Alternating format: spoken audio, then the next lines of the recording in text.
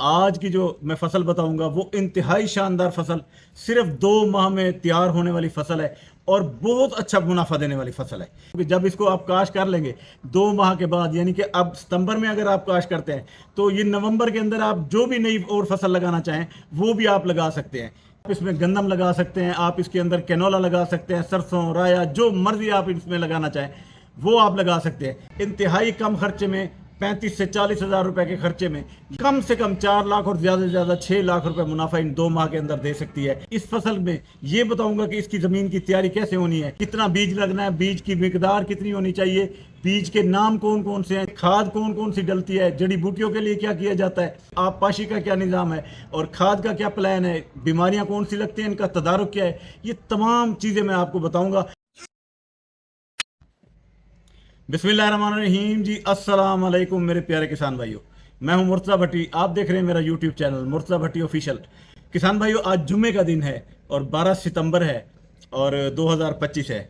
आज की जो मैं फसल बताऊंगा वो इंतहाई शानदार फसल, सिर्फ 2 माह में तैयार होने वाली फसल है और बहुत अच्छा मुनाफा देने वाली फसल है। इस फसल में पे जाने से पहले मैं थोड़ा सा ये बता दूं कि आपको पता है कि आजकल पूरे पाकिस्तान में एक डिज़ास्टर, फ्लड डिज़ास्टर जो है वो चला हुआ है, फ्लड आया हुआ है। और फ्लड आने की वजह से होता क्या है कि जी हमारे जो सब्जियां होती हैं या अक्सर जो फसलें होती हैं हमारे बेड के इलाकों में बहुत ज़्यादा होती है। ख़ास तौर पर हमारी जो सब्जियां हैं वो तो बेड के इलाकों की सब्जियां ज़्यादा होती है। हमारे इधर मुल्तान और शुजाबाद में भी अगर देख लें 70% किसान हमारे बेट वाले हैं जो इसको काश्त करते हैं सब्जियों को और वो लेके मंडियों में आते हैं। जब ये 70% लोगों की फसलें तबाह हो गई हैं तो फिर हुआ क्या है, हुआ ये है कि इन फसलों के जो रेट है, इन सब्जियों के जो रेट है वो आसमान तक चले गए हैं। लेकिन ये जो फसल है सब्जियों की, अब जो भी लगाएगा तो वो इसमें से बहुत अच्छा मुनाफा हासिल कर लेगा। तो आज की जो हमारी फसल है वो भी इसी तरह की है। 2 माह की फसल है, इंतहाई कम खर्चे में 35 से 40 हज़ार रुपए के खर्चे में ये फसल आपको कम से कम 4 लाख और ज़्यादा से ज़्यादा 6 लाख रुपए मुनाफा इन 2 माह के अंदर दे सकती है। अगर आपने इसको काश करना है तो फिर इस वीडियो के साथ जुड़े रहिए। आगे बढ़ते हैं, आपको आज की ये जो फसल आपको बताने जा रहा हूँ, इस फसल में ये बताऊंगा कि इसकी ज़मीन की तैयारी कैसे होनी है, इसके अंदर कितने हल लगने हैं और उसके कितना बीज लगना है, बीज की मिकदार कितनी होनी चाहिए, बीज के नाम कौन कौन से हैं जो इसके लग सकते हैं। फिर इसके बाद ये फसल में खाद कौन कौन सी डलती है, जड़ी बूटियों के लिए क्या किया जाता है, कि इसमें आप पाशी का क्या निज़ाम है और खाद का क्या प्लान है, बीमारियां कौन सी लगती हैं, इनका तदारुक क्या है, ये तमाम चीज़ें मैं आपको बताऊंगा। उम्मीद करता हूं कि आप मेरे साथ जुड़े रहेंगे और आपको ये वीडियो है मेरी बहुत पसंद आएगी। जब इसको आप काश कर लेंगे 2 माह के बाद, यानी कि अब सितंबर में अगर आप काश करते हैं तो ये नवंबर के अंदर आप जो भी नई और फसल लगाना चाहें वो भी आप लगा सकते हैं। तो नवंबर के अंदर आप इसमें गंदम लगा सकते हैं, आप इसके अंदर कैनोला लगा सकते हैं, सरसों, राया, जो मर्जी आप इसमें लगाना चाहें वो आप लगा सकते हैं। शलजम की फसल में आज आपको बताऊंगा। आगे बढ़ता हूं, आगे बढ़ने से पहले ही मेरी रिक्वेस्ट है आप मेरे चैनल को सब्सक्राइब कर लें, बेल आइकन के बटन को दबा दें ताकि मेरे आने वाली तमाम वीडियोज़ अब तक आ सके। तो अब आगे बढ़ता हूँ और आपको सारी ये तफसील बताता हूँ। जी तो किसान भाइयों, सबसे पहले ज़मीन की तैयारी और ज़मीन की अक़साम, किस तरह की ज़मीन हमें चाहिए और इसकी तैयारी कैसे करनी है, इसके लिए 4 चीज़ें मैं आपको बताऊंगा कि उसके लिए कैसे क्या होती है जो ज़मीन के लिए बहुत ज़रूरी है। सबसे पहले इसके लिए ज़मीन जो है वो हल्की भुरभुरी मैरा ज़मीन चाहिए और या हल्की मैरा ज़मीन चाहिए। अगर आप भारी मैरा ज़मीन में भी काश्त करना चाहें तब भी हो जाएगी, लेकिन वो तरीक़ेकार मैं आगे आपको बताऊँगा। जिस ज़मीन में आप ये काश्त करना चाह रहे हैं उस ज़मीन में जो पिछली फसल की बाकियात हैं आपने उन सबको ख़त्म कर देना है। वो बाकियात बिल्कुल ख़त्म हो जाएंगी तो फिर आपने इसको काश करना है। 2 से 3 हल लगाने हैं, फिर सुहागा लगाना है। ये लगा के ज़मीन बेहतरीन नरम भुरभुरी करके फिर आपने इसके अंदर काश करनी है। इसमें आप बेड के ऊपर भी लगा सकते हैं, यानी चूंडी की मदद से आप खेल पे भी लगा सकते हैं, आप इसमें छट्टा भी कर सकते हैं। तो ये आपने देख लेना कि सबसे बेहतर जो है ये जो कतारों में काश्त होती है, बेड के ऊपर काश्त होती है, वो ज़्यादा बेहतर होती है। ये तो हो गई आपकी ज़मीन की तैयारी और उसकी ज़मीन को होना कैसे चाहिए, उसकी साख्त कैसे होनी चाहिए, ये मैंने बता दिया। अब इसके बाद बीज की मिकदार और उसकी अक़साम बताऊंगा कि इसमें बीज कौन कौन सा डलता है, वो कौन कौन सी वैरायटियाँ हैं और उसके बाद बीज डलता कितना है, उसकी मेजरमेंट क्या है, कितने किलोग्राम है, कितना 1 एकड़ के लिए चाहिए होगा। तो सबसे पहले मैं बताऊं कि इसकी बीज जो है ये इंतहाई बारीक बीज होता है शलजम का और ये बीज आपको 1 एकड़ के लिए 1.5 किलो से 2 किलो बीज चाहिए होगा। कुछ लोग 3 किलो भी डालते हैं। इसके पैक्ड डब्बे भी मिलते हैं। हाईब्रिड बीज लगाइएगा, क्योंकि हाईब्रिड जो बीज है उसकी बहुत ज़्यादा अच्छी औसत आती है, पैदावार अच्छी है, जर्मिनेशन अच्छी है। और बाकी जो दूसरे होते हैं मैं उनको आपको उसकी अकसाम भी बताता हूँ कि वो कौन कौन से हैं। सबसे पहला जो है वो है पर्पल टॉप वाइट। ये एक ऐसी वैरायटी है जो ऊपर से पर्पल है, नीचे से वाइट है, और ये बहुत ज़्यादा पसंद की जाती है, हमारे पाकिस्तान में बहुत ज़्यादा लगाई जाती है। हाईब्रिड क्वालिटी है, ये आप लगा सकते हैं। इसके बाद दूसरी जो वैरायटी है वो है पिशावर लोकल वैरायटी, वो आप लगा सकते हैं। तीसरी जो वैरायटी है वो है गोल्डन बॉल, ये वैरायटी आप लगा सकते हैं। चौथी जो वैरायटी है वो है अर्ली मिलान, ये आप लगा सकते हैं। पांचवी जो वैरायटी है वो है क्लोज हाईब्रिड। अच्छा, इसके अजान हो जाए फिर उसके बाद इसके बाद है कि बीज बोने का वक्त कौन सा है, इसका सबसे बेहतर वक्त कौन सा है, और इसका तरीक़ेकार क्या है। इसकी काश्त का जो सबसे बेहतर वक्त है वो सितंबर से लेके अक्टूबर तक है। यानी आप 15 सितंबर से लेके अगर 30 अक्टूबर तक इसको काश्त करते हैं तो ये इसका सबसे अच्छा वक्त है।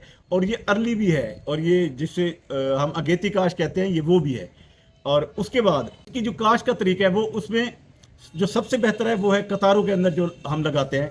उसके लिए इस बात का ख्याल रखें कि इसकी कतार से कतार का जो फासला है वो कम से कम 1.5 फुट होना चाहिए, और पौधे से पौधे का जो फासला है वो 3 से 4 इंच का होना चाहिए। और जो बीज की गहराई है जिसमें इसको लगाना है वो कम से कम 1 से 1.5 इंच गहरा होना चाहिए, और 3 से 4 इंच के फासले पर लगाए। तो इस तरह जो है वो आपकी जो फसल है बहुत शानदार होगी। दूसरा तरीका इसका जो काश्त का है वो है छट्टे की। अगर आप इसमें छटा कर देते हैं, अच्छा इसमें दो तरीके हैं काश्त। अगर खुश्क ज़मीन में करते हैं तो छट्टा करके आप फिर इसकी खेलें बना के फिर इसको पानी लगा सकते हैं, इस तरह भी हो सकता है। अगर आप इसको फ्लैट ज़मीन पे जिस तरह वत्तर में की जाती है तो आप वत्तर के अंदर इसमें हल शल चला के इसके अंदर आपने बीज का छट्टा लगा देना, और बीज का छट्टा लगाने के बाद फिर आपने इसको छोड़ देना है सुहागा हल्का सा लगा के। ये फसल इंशाल्लाह 5 से 6 दिन के अंदर जर्मिनेट हो जाएगी। ये इसके मैंने 2-3 तरीके काश्त बता दिए। अब इसका आप पाशी का प्लान, ये ऐसी फसल है जिसको कम अज कम लगते तो 5-6 हैं, लेकिन लगते इतने ज़्यादा नहीं है कि पानी उनके अंदर जड़ों से भी ऊपर चला जाए, या उसकी जो खेल है या जो ज़मीन है वो अंदर छुप जाए पानी के।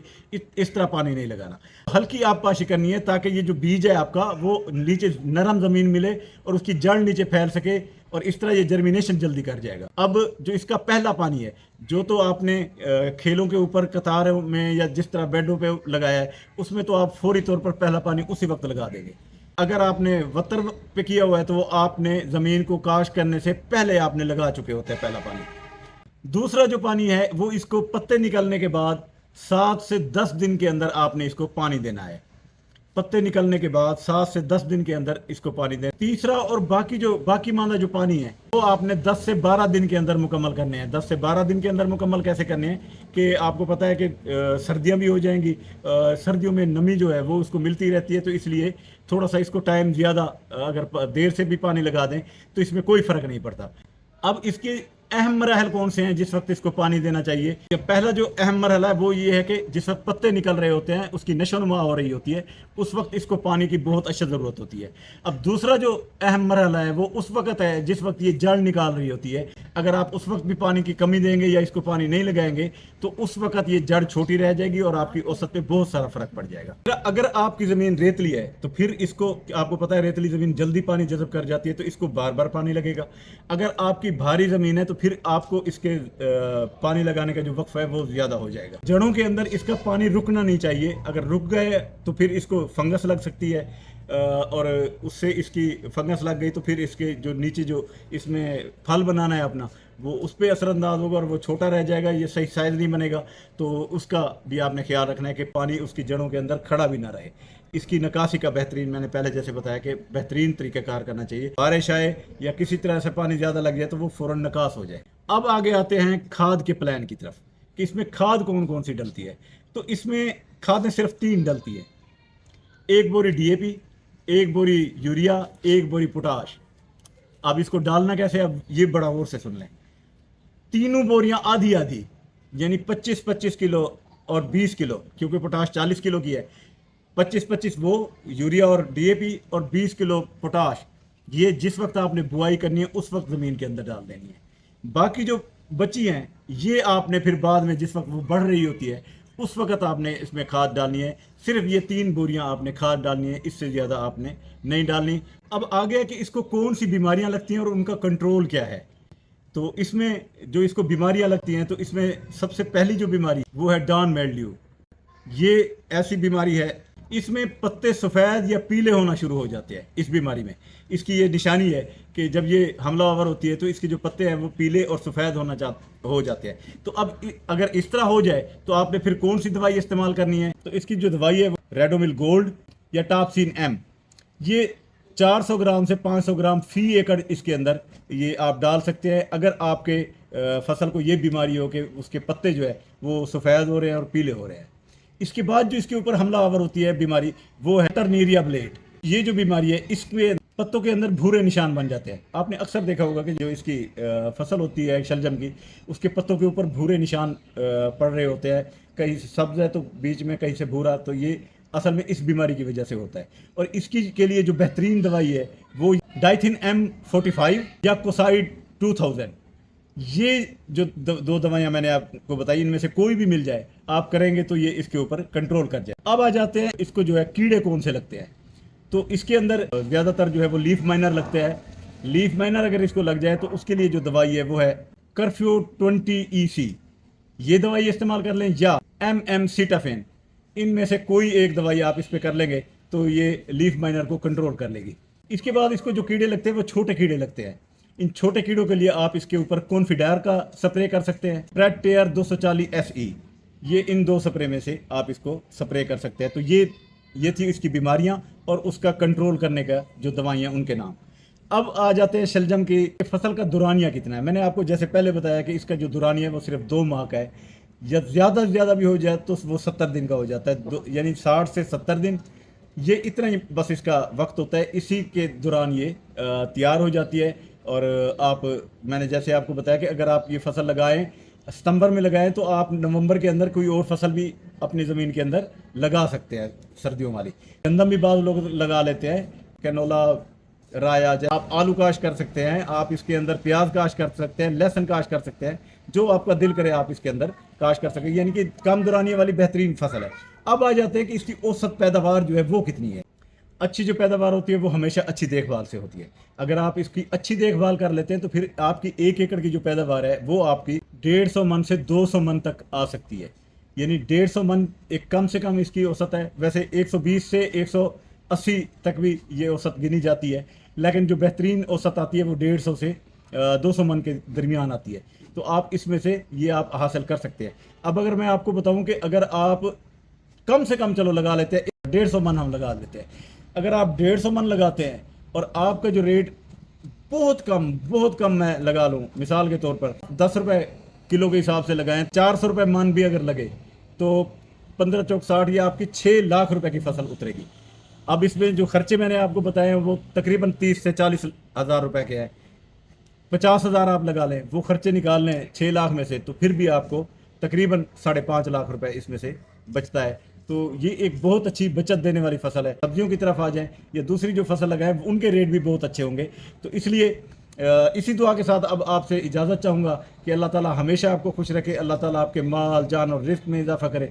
और उम्मीद करता हूँ आज की आपको ये वीडियो भी बहुत अच्छी लगी होगी, जिसमें मैंने तमाम चीज़ें आपके सामने ला के ऐसे रख दी है ताकि आप इससे अच्छे तरीके से इसको काश कर सकें। तो अब मुझे दे इजाज़त, जाने से पहले मेरी रिक्वेस्ट है कि आप मेरे चैनल को सब्सक्राइब कर लें, बेल आइकन के बटन को दबा दें ताकि मेरे आने वाली तमाम वीडियोज़ अब तक आ सके। इजाज़त दें, अल्लाह हाफिज़, अल्लाह निगहबान।